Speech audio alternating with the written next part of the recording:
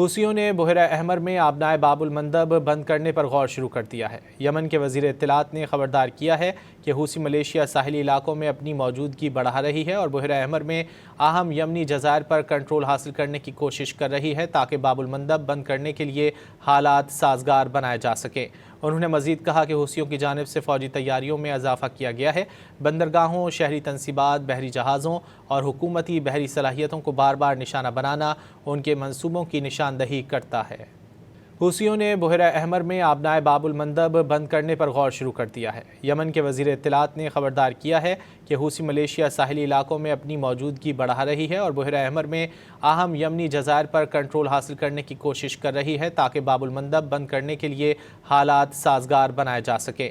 انہوں نے مزید کہا کہ حوثیوں کی جانب سے فوجی تیاریوں میں اضافہ کیا گیا ہے، بندرگاہوں، شہری تنصیبات، بحری جہازوں اور حکومتی بحری صلاحیتوں کو بار بار نشانہ بنانا ان کے منصوبوں کی نشاندہی کرتا ہے۔